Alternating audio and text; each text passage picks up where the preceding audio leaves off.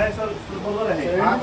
हो हो हे आमचं मेन जे बाबलीचं पाणी जातो ना तो तिकडून जातो. एकच काही टाकलेलं आहे.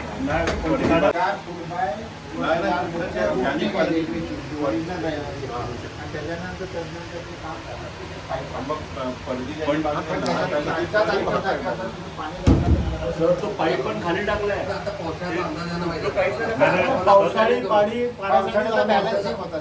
सर पूर्ण वसई स्टेशन, आनंदनगर, बरामपूर, उमेळमान हा चुरणा भेंड्याचं सगळं पाणी दत्तानी पासूनचा पाणी आहे ना तो इथून येतो.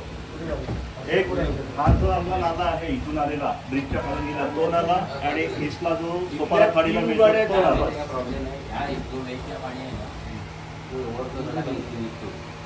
ओव्हरफ्लो नाही त्याला मार्गच आहे तो. सगळ्या रोड बेसला पाणी जास्त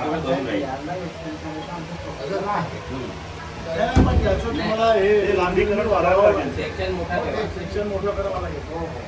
सर पण आता या भरावामध्ये होऊ शकते काम नाही.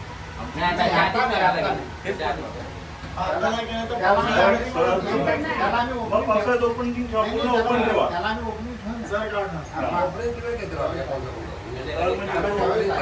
अड्डा फुटाचा तो ओपन ठेवून देतो.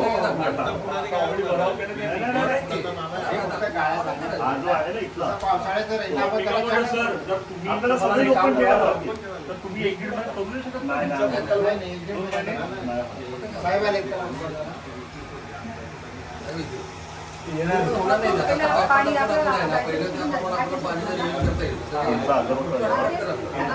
महत्वाचे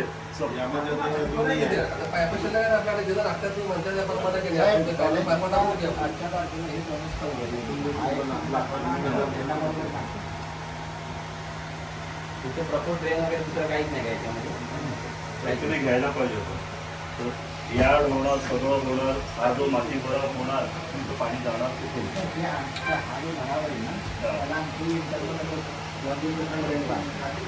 इंटरनल करणार तुमचं पाणी निघण्याकरता शहराचं पाणी कुठून येणार?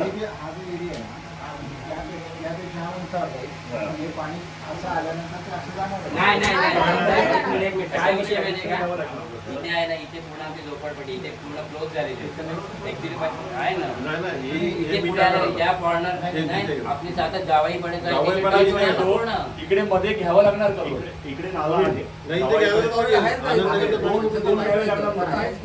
हा नाला आहे. कमीत कमी 40 फुटाचा रुंदीचा आणि 10 फूट खोलीचा नाला घ्यायला लागेल. आणि हे दोन नाले बंद होतात. तो आणि हा पण मधला पण इकडे घ्यावा. मधला तो तुमच्या गावाला पाणी जो आहे ना तो येणारा नाला आहे ना तो मोठा घ्यायला लागेल. तो रेल्वेच्या यार्ड मधून पण येतो. आपल्या पाणी येत नाही पाणी येतं का कार्पोरेशनचं पाणी कुठलं? आता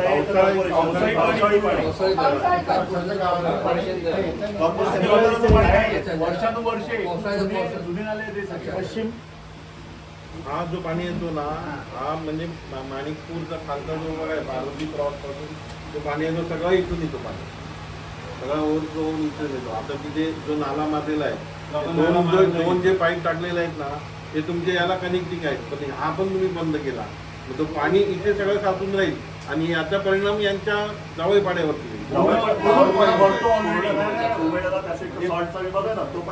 15 दिवस पाणी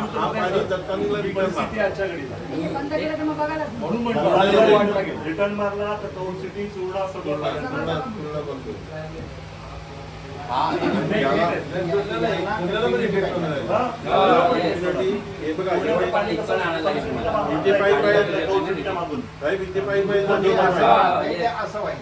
आणि आता दोन वाढवावं लागतील आपल्याला एक्झिट पाण्याची.